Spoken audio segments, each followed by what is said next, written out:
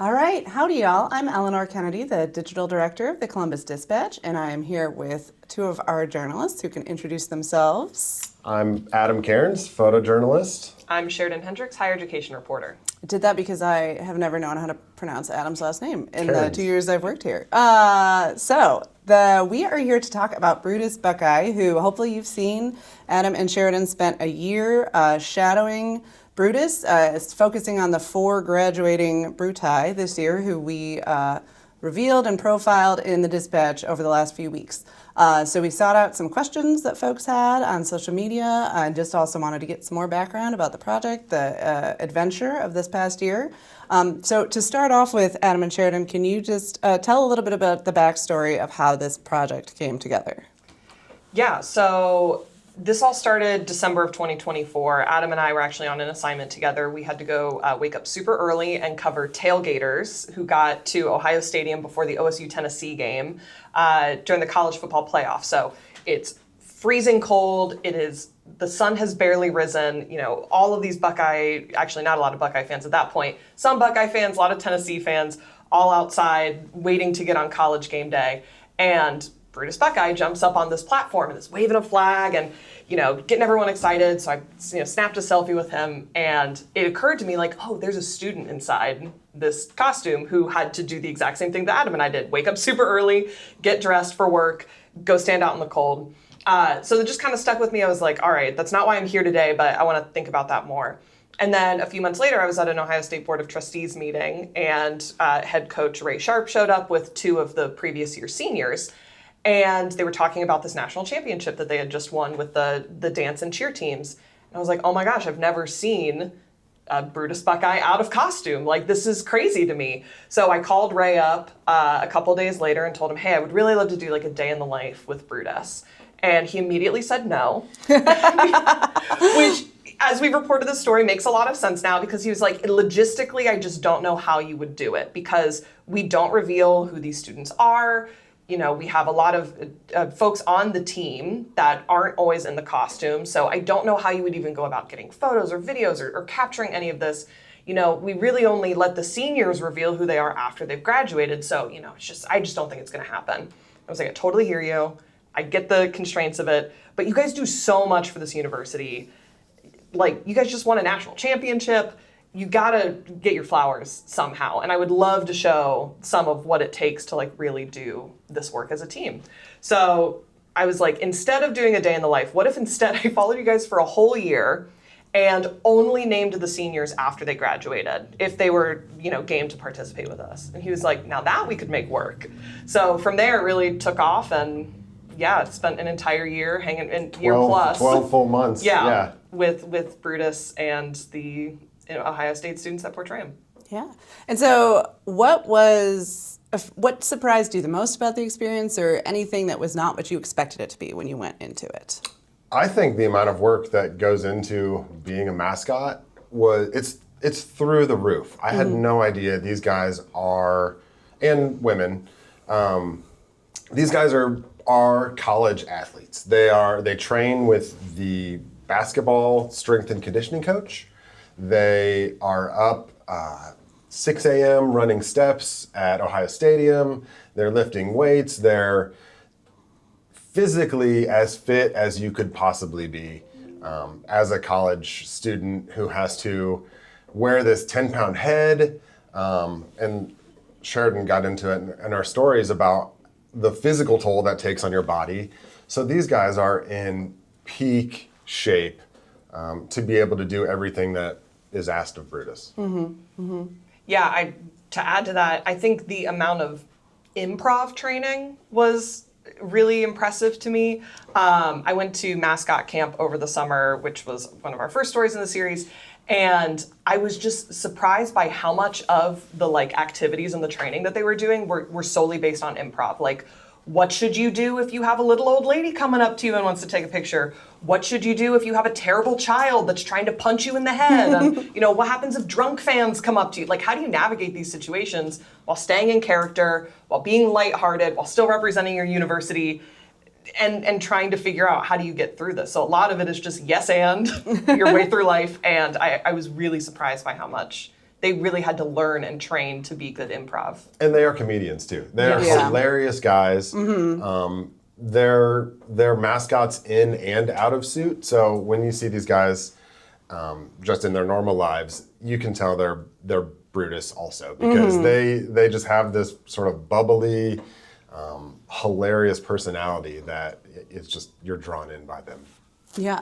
So I want folks to read the whole series, but just the basics. How many Bruti are there? Who did we follow? And then we'll go into some of the questions that folks sent in. So this year there were 9 Bruti on the team, which might seem like a lot, but oh my gosh, they are doing activities and events every day of the week. So they really need a full team to make sure that they are being staffed and that people are, that people want Brutus to show up and stuff, so they need Brutus's 500 events. Yeah. 500 events Brutus not attended including during football and basketball. the year. Yeah. So we followed 4 seniors, Tyler Wisman, Caleb Keys, Kurt Steelman, and Jeff Moody. And there were some other individuals on the team who we would love to write about in the future, so stay tuned, keep following along. But those were the 4 guys that we got to hang out with and name in this series. And then this was actually a complaint that we got on social media that I will respond to, is we did show photos of those 4 guys in the costume but without the head on. Can you talk a little bit about some of the restrictions that we had to just peel back the curtain on the reporting and how you approached that? This was way more challenging for Adam than it was for me. Sheridan could write all she wanted, but there was a lot I could not take pictures of. There were a lot of pictures I took that I couldn't use, just because you would see an underclassman in the background that I just didn't notice while I was taking the photo. I worked as close as I could with the mascot coach to be able to show as much as I could, but understandably, he did not want to sort of kill the magic of Brutus. And I tried to be as absolutely respectful as I could with some of the pictures of the Bruti without the heads on. Some of the behind-the-scenes stuff that you saw, I think was telling and revealing, but not in a distasteful way. So I feel like I probably towed the line a little bit, but there were some pictures where I would send it to Ray, their coach, and I'd be like, hey, can we use this? And he'd get back to me. He's like, no, that's not the direction we're looking to go. And I was like, I get it, it's fine. So we deferred to them. They gave us all the access in the world. And so I wanted to be respectful of that, which isn't something we always get at the newspaper. Access is, it's hard to come by for a lot of stories. So having that kind of access, I wanted to make sure we didn't lose his trust. And I think we did a really good job of relating to the team. They liked having us around. The underclassmen were super disappointed when we told them that we could only show the seniors. So that's why they're pushing for us to do more stories in the future so they can get their time in the spotlight, which I think is important for these guys because they spend so much of their time under the Brutus head that you don't know who they are as people. And I think Sheridan stories and those photos really show who these guys are, and they don't always get that kind of attention. Well, and let's talk about that secrecy. So we were just talking before we started recording that it has not always been such a closely guarded secret. Can you, Sheridan, just kind of sum up why they keep their identities a secret, how they do it, sort of how that all works? Yeah, so really within the last 10 years or so, the Brutus Buckeye mascot team has really, I would say, become more a professional operation. Before Coach Ray and assistant coach Tim Thiel showed up, it was really the cheer coach kind of oversaw it. Brutus alumni came to help out, but it was not as organized as it is today. So people tried to keep it a secret to keep some of that magic alive, but Brutus team members were in the football programs, without the costume on, and their names and their pictures were there. So if someone was sharp enough to try to figure out who was on the team, you could figure it out. But over time, as these mascots' national notoriety has raised, they really try to keep it under wraps, largely for student safety. Not every school is like Ohio State. Not every school has 9+ mascots on your team. Sometimes it's 1 or 2, students. So you don't want to be, singling out a couple of students on campus who, maybe you didn't like something that they did on the field on Saturday, or maybe, they were goofy with you and you didn't appreciate it. Like, you don't want to single those students out. What Ray told us is that also a lot of it was this incident that happened 15 years ago between OU's mascot, Rufus the Bobcat, versus Ohio State's mascot, Brutus. There was a little kerfuffle on the field. Rufus took down Brutus, and it kind of became this national news moment. So a lot of news organizations, the Dispatch, the Lantern at Ohio State, ESPN, everyone's trying to reach out to who Brutus is, and the university's like, we got to keep this under wraps. So that was also a big part of it, of we just need to try to keep this as secretive as possible to protect the students. Let them live their lives as students and as student athletes, and then they can have all the glory after they graduate. Yeah, that was one question we got on YouTube, is why are we not writing about Rufus versus Brutus? But we did. We will link it. I'm going to be like a TikToker. And Rufus wouldn't talk. For the record, we sat down with the Brutus that was in suit that day. He told us the whole story from his perspective. We reached out to Rufus. Rufus wouldn't talk. Nice. Keeping quiet. All right, we're into some of the nitty gritty now. How do the Bruti see out of the head? So it is very narrow. It's just the mouth. It's just the mouth. So the mouth is where their eyes are. Yeah. It's just the mouth. It's about this big. It's a mesh screen, so there's very little peripheral vision. They're constantly bouncing their head around, and I think part of that is just so that they can see who's beside them.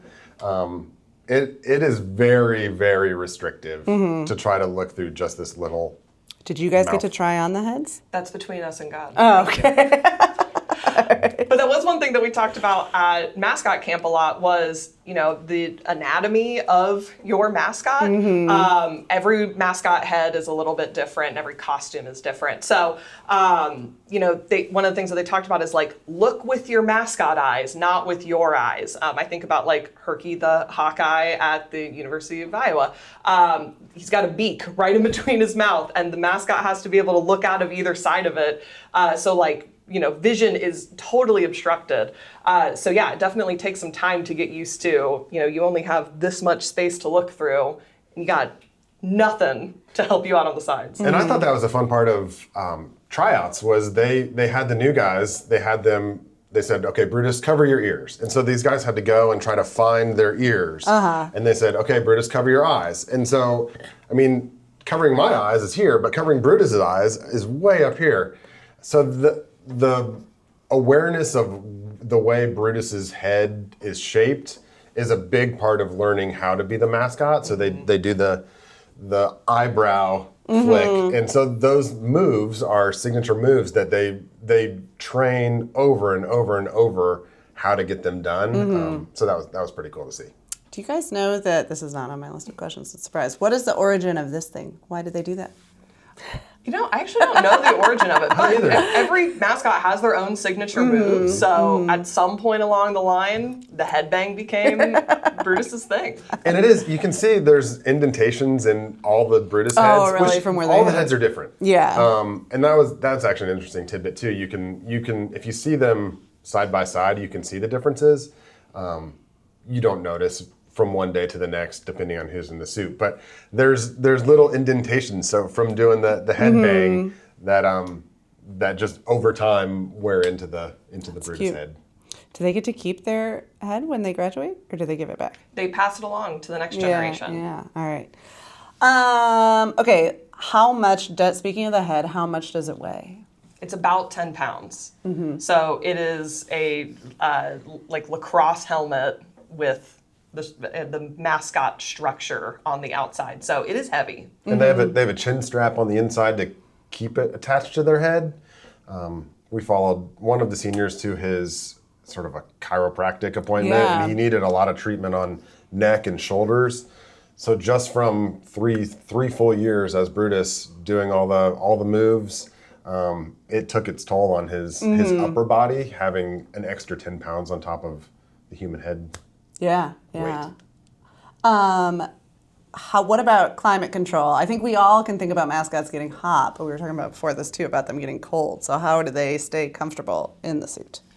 Yeah, so when it gets really hot, a lot of it is making sure that you're taking breaks and staying hydrated. There is no fan inside of Brutus's head. Some of the like larger professional mascots, like they are trying to figure out like ventilation inside of that. But for Brutus, it is literally just like making sure that you are constantly taking breaks if it is hot.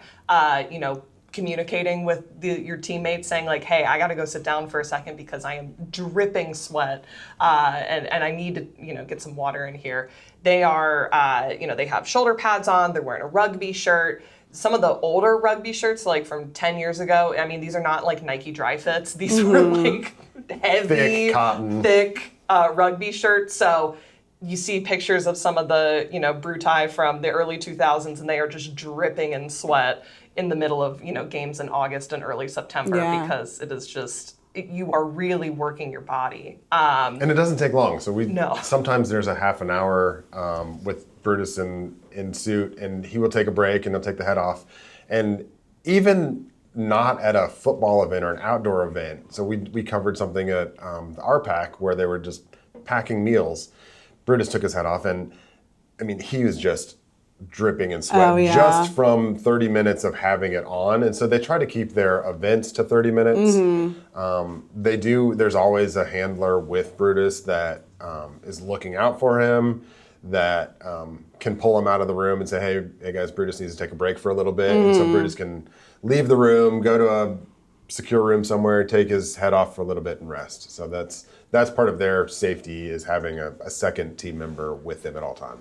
How many of them are active for football, like home football games? Is it still just 2 for those? Or so every football game there's 2 Brutuses working? So they switch out first half and second half. And a lot of it is because it gets so hot, because they're working their bodies so much. I mentioned this in the story, but Ray was telling us about this group of kinesiology students several years ago that wanted to study like how much energy is Brutus expending during a football game. So they put one of those polar bands on him and, tracking how many calories he was burning. And when they got the data back, they thought that the polar band was broken because Brutus had burned like 2 days worth of calories in this however long hour or two that he was in the suit. So like you are really hustling in it. And they had other data to compare to. So I mean, all of the Ohio State athletes wear these when they train and when they compete. They kind of look like sports bras that have a built-in band. And so they literally compared Brutus data with every other sport that they had data for, and Brutus was off the charts higher than every other athlete that they had data for. That's crazy. All right, how have there been women who have played the role of Brutus? Yes, there have only been 4 women who've played the role of Brutus over time. Potentially the most famous was last year. Emily Hayward made this incredible reveal video. Reveal videos are newer for at least Ohio State's mascots, partly because of that secrecy. Brutai have always revealed themselves at graduation. They often wear like Brutus's cap on top of their graduation caps.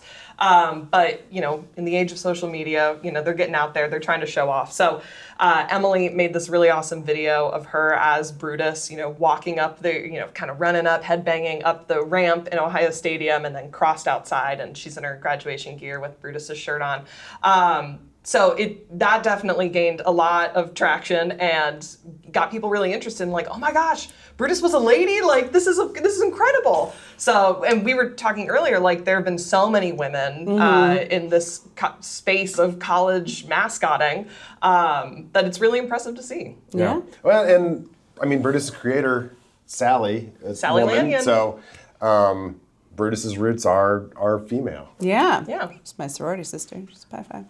And I will add, there was a female Brutus for maybe just 1 year. Had it looked like a giant strawberry costume. Oh, like Lady Brutus. It had like the little ruffles around the neck. But they tried a few things over the years to change Brutus's appearance. He started out as just a kind of giant paper mache nut. More human-like for a while. There was a very creepy-looking Popeye. I don't like Popeye Brutus. Popeye Brutus for a year. Not even a whole year, I don't think. They got rid of that so fast. Halfway through football season, it just creeped everybody out. So Brutus has morphed over the years, and so a lot of schools do male and female mascots. I don't know if that's something that Ohio State would ever consider, but Brutus does have female roots as far as that goes. Yeah. All right. The last question we have from our social media followers is a robust one, I guess. But what is the mission of Brutus? The mission of Brutus, it's funny, we asked all of the seniors and the coaches to say, finish the sentence, Brutus is. And everyone has a very similar answer. It's like, Brutus is the kindest jock you're ever gonna meet. He is funny, he is creative, he is outgoing and kind, and all of these things are encapsulated into this one like anthropomorphic nut. So his mission, I would say, is really to embody the spirit of Ohio State and to bring joy, which I think after following this team for a year, like they take it really seriously and they do it very well. Success with me brought me joy every time I got to hang out with him. She nailed the definition. Anybody that sees Brutus is happier. Nobody who's having a bad day, if they encounter Brutus, I mean, you can see him walking through campus, and people just light up anytime like they see him out in public. So he definitely makes people's day and makes people happy and brings joy to everybody that encounters him. I felt like we were following a celebrity, like when we would walk around on campus with him. And there was this one moment that didn't make it into the story just because there was no real place for it. But because they are student athletes, they do have to adhere to NCAA standards. So all of the team had to go do a sports gambling information session to learn, like, don't gamble, don't bet on sports while you're a student athlete. And it was run by 2 FBI agents. So everyone was kind of like, these guys are going to be like real buttoned up, like, serious guys. And one of the guys that walked in was like, I have wanted to come do this session for Brutus Buckeye because I was a college mascot. Oh. I was Freddie Falcon at Bowling Green State University, and all the guys were like, Talons up! like there's this real camaraderie, but like even for this former college mascot, this FBI agent, he was like, I gotta take the Brutus assignment. Yeah. Like, that is what I want to do because these guys are just so iconic.